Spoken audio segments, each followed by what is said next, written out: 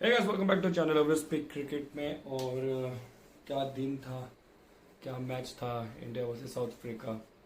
और शायद ये मैच शुरू होने से पहले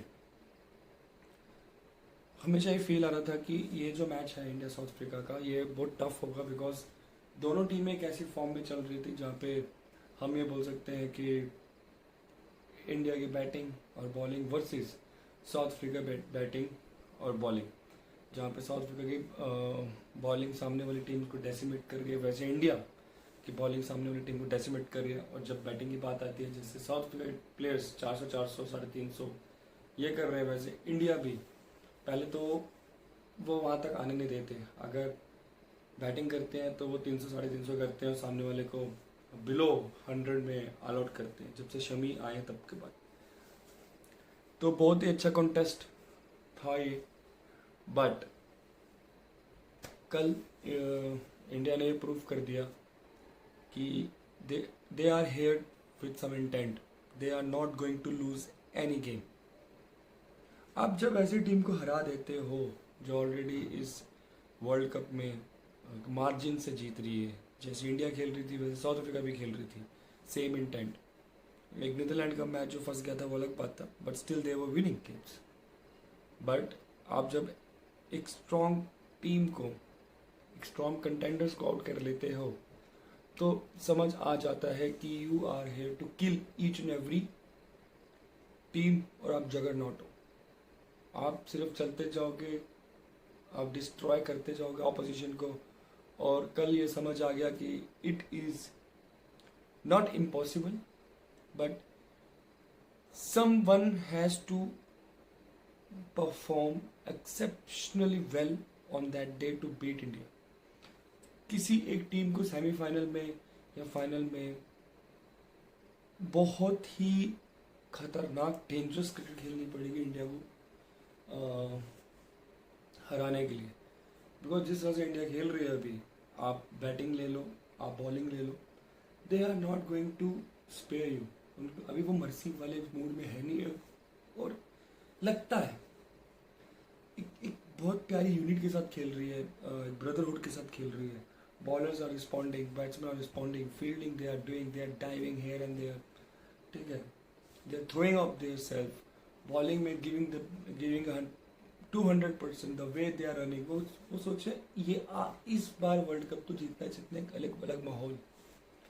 और सामने वाली टीम को, जैसे मैंने बोला था कि बेंच मार्क सेट करते, जब भी नेक्स्ट मैच में जाते हैं वो नेक्स्ट मैच में इतना मेंटल प्रेशर कर देते हैं कि वो 50% तो वहीं गेम खत्म हो जाता है। बिकॉज जिस तरह से आप कूच कर रहे हो मैचेस में आगे, तो एक मेंटली साइकोलॉजिकल प्रेशर उस टीम में रहता है। और वो जो साइकोलॉजिकल प्रेशर होता है कि डाउट आता है टीम को, अब वहां से ही 40-50% आप मैच हार चुके होते हो। तो एक साइकोलॉजिकल गेम भी इंडिया कर रही है with other team, with their performance, not with the words. उनके परफॉर्मेंस से वो उस तरह का क्रिकेट खेल रही है, और सामने वाले उस तरह से, मुझे ऐसा लगता है उनको कहीं ना कहीं बैक ऑफ द माइंड में ये रहता ही है कि प्रेशर लेके चलते हैं। और वो कहीं ना कहीं नेगेटिव रहता है, वो हमेशा होता है, किसी भी टीम के साथ होता है। ऐसा ऑस्ट्रेलिया के साथ हो चुका है। जब भी ऑस्ट्रेलिया के खिलाफ कोई खेलती थी, तो मैं एज ए इंडियन फैन जब 2003 में खेलता था, मैं एक ही टीम से डरता था, वो थी ऑस्ट्रेलिया। इंडिया किसी से भी कर ले, बेशक इंडिविजुअल लेवल पे परफॉर्मेंसेस की हुई है हम लोगों ने ऑस्ट्रेलिया के अगेंस्ट। कोई इंडिविजुअल खड़ा हो गया, जैसे कभी सचिन तेंदुलकर ने 241 मार लिया, वीरेंद्र सहवाग जाके 200 मार रहे हैं। एडलेट में आपका याद है राहुल द्रविड़ का डबल सेंचुरी है, विवेक लक्ष्मण का 281 है। तो इंडिविजुअल लेवल के परफॉर्मेंस याद है। बट लेकिन जब ऑस्ट्रेलिया डेसिमेट करती थी, they used to decimate us brilliantly. उनको फर्क नहीं पड़ता था। जब वो वर्ल्ड कप खेलती थी, एक ही टीम से डरा जाता था। और ये 2007 में भी हुआ है, 2003 में भी हुआ है, 2015 में भी हुआ है। तो उस चीज का प्रेशर हमेशा, ये मैं एज ए ऑडियंस बात कर रहा हूँ जिसने मैच देखे इतने सालों से। और सोचो बैक ऑफ द माइंड उस टाइम पे क्या हुआ होगा टीम्स के, जो टीम में है। क्योंकि जब भी कोई टीम मीटिंग होती है, आप सामने वाले के परफॉर्मेंस पे बात करते हो। क्यों? क्योंकि आप सामने वाले के परफॉर्मेंस लिखते हो, एनालिसिस करते हो, उनके बॉलिंग पे एनालिसिस करते हो। अब अब आप खुद सोचो, जब आपको पता है एक टीम है, वो कितनी बड़ी तुरम खान क्यों ना हो, वो आ रही है, उसको मैच खेलना है, उसको मैच जीतना है, ठीक है, वो कहीं ना कहीं बॉलर्स पे काम करेगी, इस पे ऐसा, उस पे ऐसा, ठीक है, इसको ऐसा टैकल करना, उसको ऐसा। ये लोग खड़े ही नहीं होने दे रहे, खड़े ही नहीं। वो सामने वाली टीम को, Indian bowling is not letting any batsman to attack them. That is the first time ever in the Indian history जो मैंने क्रिकेट देखी है। ऐसा तो 2011 में भी अटैक नहीं था जो इंडिया वर्ल्ड कप जीता। अब ये बॉलिंग अटैक उससे डबल खतरनाक है, डबल नहीं 10 गुना खतरनाक है, बिकॉज बैकअप्स पे बैकअप्स क्रिएट है। जैसे माइकल वॉन ने बहुत ज़बरदस्त बात की थी पोस्ट मैच इंटरव्यू में, उन्होंने बोला था कि अगर बुमराह विकेट नहीं देंगे, आपको पता है पीछे शमी विकेट नहीं देंगे, आपको पता है पीछे सिराज है, सिराज विकेट नहीं देंगे, मिडिल ऑर्डर्स में कुलदीप है, अगर कुलदीप विकेट नहीं देगा तो जडेजा है। बहुत ही घटिया दिन होगा उस दिन जब ये पांचों ही ना चले, बहुत घटिया दिन। मतलब भगवान आपके साथ है नहीं, फॉर्चून आपके फेवर में है नहीं, और तब भी ऐसा होगा कि पांचों का पांचों बॉलर्स आपको ब्रेक थ्रू ना दे और इंडिया वहां से मैच हार जाए, कोई इंडिया को 350-400 लगा दे और इंडिया ऐसा। ये बहुत ही मतलब अब 99%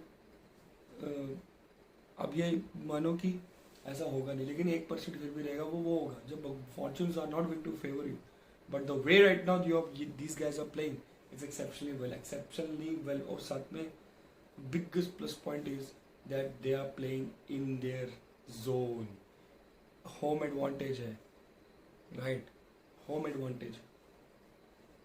तो और इसी मैच में देखिए अब हम इस मैच में एनालिसिस करते हैं स्टार्टिंग से लेके एंड तक। टॉस जीता, पहले बैटिंग की, बिकॉज इतिहास रहा है साउथ अफ्रीका चेस कभी कर नहीं सकता, ठीक है, वो बिखर जाते हैं, उनको वो चेस का जैसे माइंड में आता है ना वो बिखर जाते हैं। और वैसे भी ए बी डिविलियर्स जैसे लोग हैं नहीं जिनसे कोई डरे, और इंडियन बॉलर जिस फोर्स के साथ बॉल कर रहे हैं तो उनको पता है कि they are going to restrict everybody. 300 का आंकड़ा 300 का 290 का आंकड़ा भी किसी को टच नहीं करने दिया, राइट, स्पेशली शमी के आने के बाद। अभी बैटिंग गए ईडन गार्डन की पिच हमेशा एज पर स्टैट्स, ईडन गार्डन की जो पिच है वो कभी स्कोर नहीं बनाने देती। 240 250 is a very defendable score, you can defend that score also, okay. ऐसे पिच है क्योंकि बॉल फंसता है, क्योंकि वेयर एंड टेयर होता है उस पिच में, हमेशा क्रैक्स में होता है, और जहाँ क्रैक हुआ वहाँ बॉल टर्न होगा। और जैसे जैसे गेम आगे प्रोसेस होगा, बॉल का आपका पुराना होता जाएगा, वो बॉल रुकेगा, आपके बैट पे आएगा नहीं, आपको बहुत मेहनत करनी पड़ेगी स्कोर बनाने के लिए। तो इंडिया के दिमाग में था। अब स्ट्रेटजी देखिए क्या होती है। ओपनिंग में शुभमन गिल, रोहित शर्मा ने आते ही अटैक करना शुरू कर दिया, और शुभमन गिल का काम था बस आराम से स्कोर बनाना। अगर शुभमन गिल को बहुत ही जबरदस्त बॉल पड़ी है, उस पर कोई भी बीट हो जाता है, that is the brilliant ball I have ever seen, ठीक है, क्योंकि बैक फुट पे खेला था और फ्रंट फुट पे खेला था, पीछे बॉल जरा सा ऐसा बाहर की ओर निकला और सीधा stumps. That ball was amazing ball. और रोहित शर्मा ने जैसे वो शॉट खेला था जिसमें वो आउट हुआ, वो नॉर्मली वो निकल जाते शॉट, उनको एलिवेशन नहीं मिला, या वो दो चीज़ होती है, अगर एलिवेशन मिलता तो भी जाता, और वो ग्राउंड पे नहीं रख पाए तो बबूमा ने कैच कर लिया। बट जिस स्ट्राइक रेट के साथ वो खेले, उन्होंने एक टोन सेट कर दिया कि अब जो भी अगला आएगा उसको बस खड़ा रहना, उसको खड़ा रहना है और एंड तक खेलना है, जो काम विराट कोहली कर रहे हैं। Rohit Sharma is playing so selfless cricket कि he is not there for his own record. 3 आदमी ने 3 सेंचुरीज मिस कर दी, सॉरी 2 सेंचुरीज मिस, उस आदमी ने 2 सेंचुरीज मिस कर दी और आपकी 3 हाफ सेंचुरीज मिस कर दी, राइट। बिकॉज एक ही चीज दिमाग में है उनके that is the winning up cup. आपको बस वो कप जीतना है, ये एक चीज़ है, यही उनके दिमाग में. और फिर नीचे से आते हैं. शुभमन गिल को भी अटैकिंग खेलना है, अपना अटैक पे खेलते हैं. शुभमन गिल का सबसे प्लस पॉइंट क्या है, अगर उनको पता है कि मैं थोड़ा सा स्लो खेल रहा हूँ after 30-35 deliveries, he is kind of person situation accordingly वो अपना बराबर स्ट्राइक रेट 100 पे ले आते हैं, 100 से ज़्यादा ही जाते हैं. Then comes up Virat Kohli. उसके बाद विराट कोहली आते हैं, उनका काम है कि वो टिके रहेंगे और स्कोर मारते रहेंगे. फिर आपके श्रेयस अय्यर आ जाते हैं, वो भी अपनी गेम खेल रहे हैं. He has to play bit attack because Kohli को अटैक जाना है अकॉर्डिंग टू द पिच. फिर अगर श्रेयस अय्यर आउट हो जाते हैं, KL Rahul has to score. Everyone जो वहाँ पे रहा एक मोटो से कहती विराट कोहली खड़े रहेंगे, आप स्कोर मारो. जो जहाँ पे 250-260 वॉज द पार स्कोर, वहाँ पे आपने 300 का स्कोर डाल दिया, 326 का सॉरी. वहाँ पे फिर देखो जैसे जैसे प्लेयर्स आते हैं, अभी अगर मैच की एनालिसिस करोगे, जैसे जैसे प्लेयर्स आते गए, विराट कोहली खड़े रहे, उन्होंने अपने शॉट्स खेले, स्कोर बनाया, अपनी स्ट्राइक रेट बड़ी कर दी. That's a point ball. और इस दौरान में हुआ एक historic moment where the living legend Virat Kohli achieved his 49th ODI century, equal to Master Blaster, another living legend. उनका रिकॉर्ड को बराबर कर दिया in 277 innings, which is par excellence.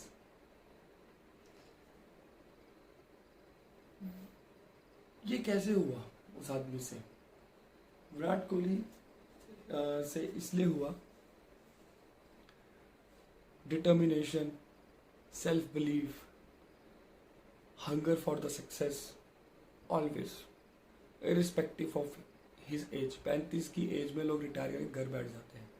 उस आदमी की फिटनेस ऐसी है, अगर आपने एक सिंगल लिया था उसने, ही हैड टू डाइव, और डाइव करके रन लेके डाइव किया उन्होंने, और डाइव करने के बाद बराबर से ऐसे खड़े हो गए, लाइक नथिंग हैपेंड. वो मैंने देखा, मैं मतलब how crazy he is for the cricket. किसी चीज के लिए पैशन क्या होता है, उस एक मूवमेंट ने सब समझा दिया कि उस चीज की मुझे भूख कितनी है, क्रिकेट की मुझे बैटिंग की भूख कितनी है. उस आदमी के एक मूवमेंट ने वो रन लेके जब डबल भाग के जब डाइव किया, तो उससे समझ आता है कि desperation to get that thing, that stuff. और जो वैसा खेले उसके साथ तो ये होना बाकी है. एक वर्ल्ड कप हो रहा है उसके, he is the living legend, he will be the top of the top. अब उनका नाम आ जाएगा टॉप पे, सचिन का नाम आ जाएगा बाद में, which is one of the biggest thing. मतलब 146 ईयर्स की क्रिकेटिंग हिस्ट्री में वो आदमी अपना नाम सुनहरे अक्षरों में लिख के चले जाएगा. और वी नेवर नो कितनी सेंचुरी हमारे आगे. वो आराम से 3 से 4 साल और खेल सकते हैं.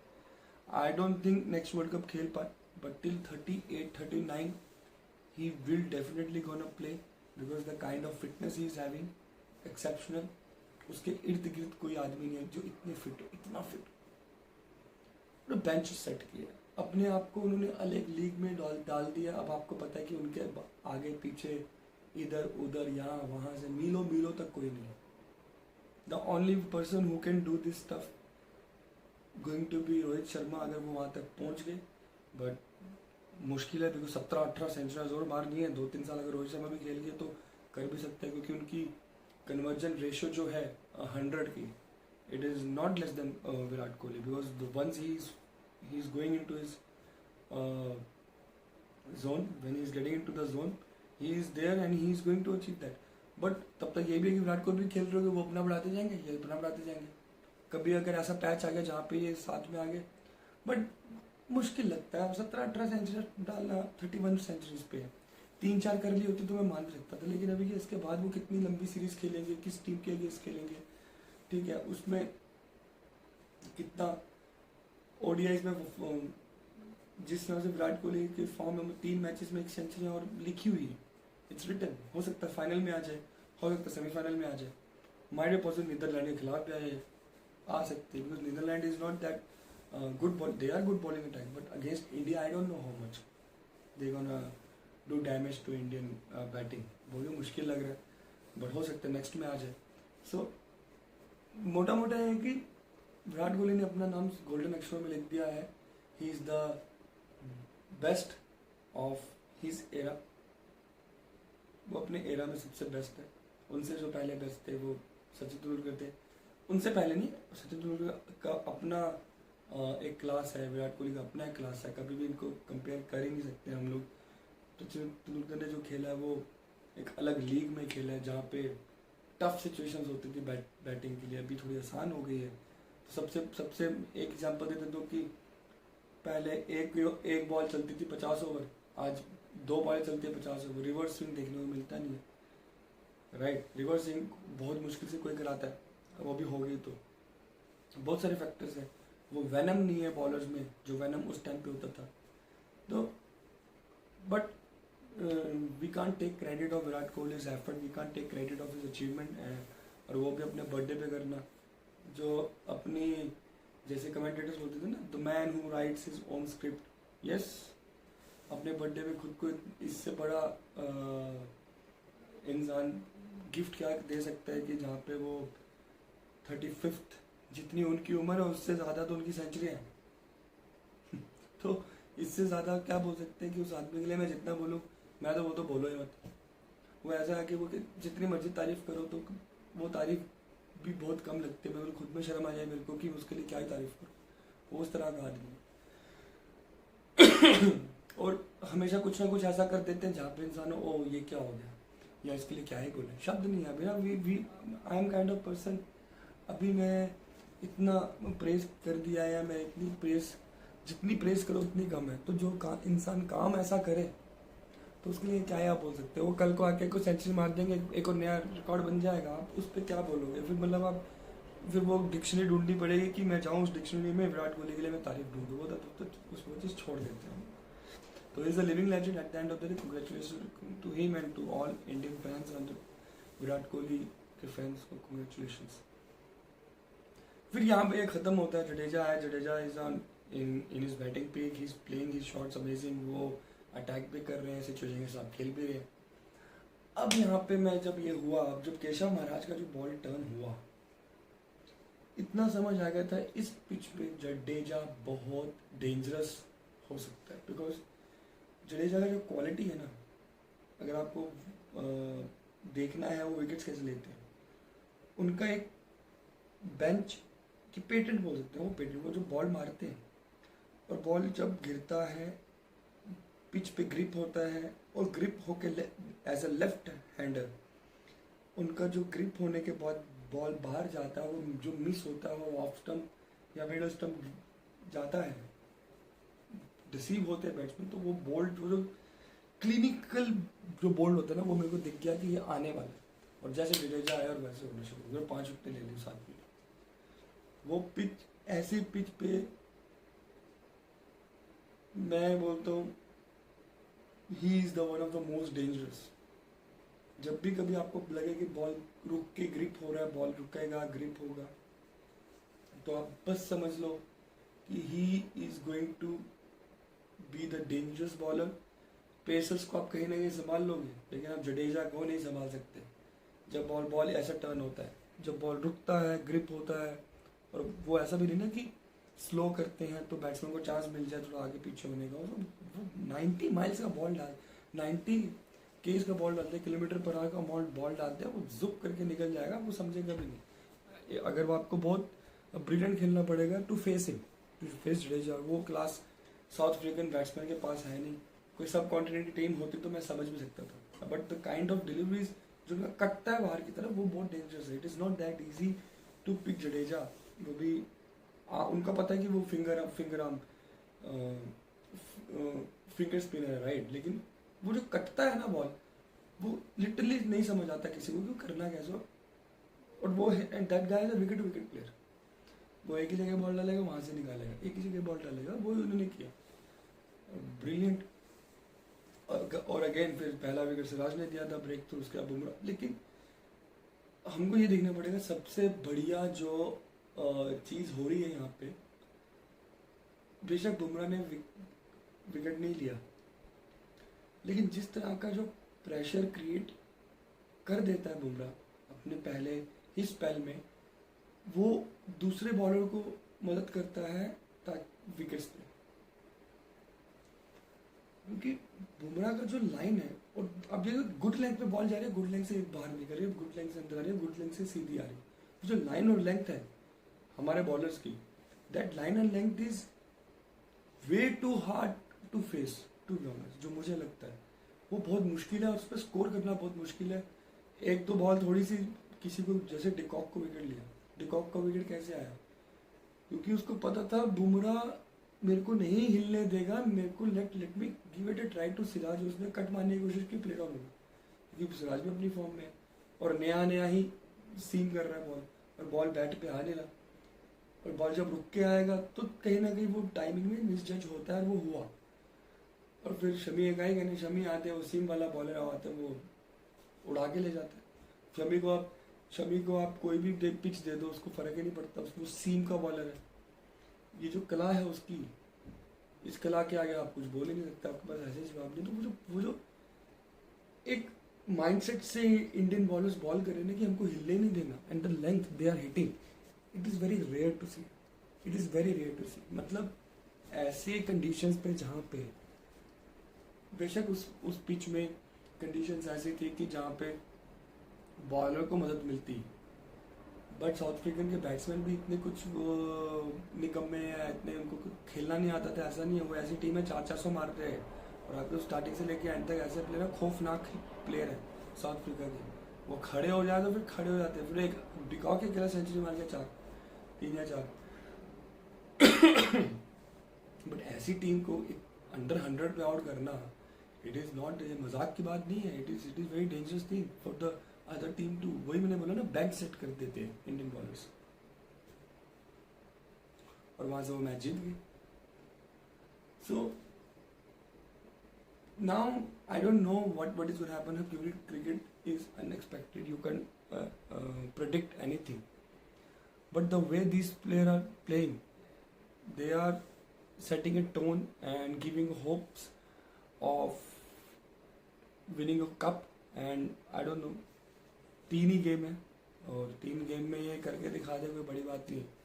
तो I am hoping for the best and I wishing my team best of luck, and go and kill it, go for the kill, you're on the hunt and you're hunting every other team. So मेरे को बहुत अच्छा लगा। तो अभी मैं एक video में एक मैच पे बात करूंगा, जो मैच हुई थी Sri Lanka versus Bangladesh. Utterly nonsense game for the spirit of cricket, pathetic sportsmanship दोनों टीम की तरफ से, और I really want to have some kind of action on such teams. उसमें मैं डिटेल में बात करूंगा, वीडियो अपलोड करूंगा। तब तक के लिए वीडियो देखते जाइए, लाइक करिए, सब्सक्राइब करिए। Thank you so much.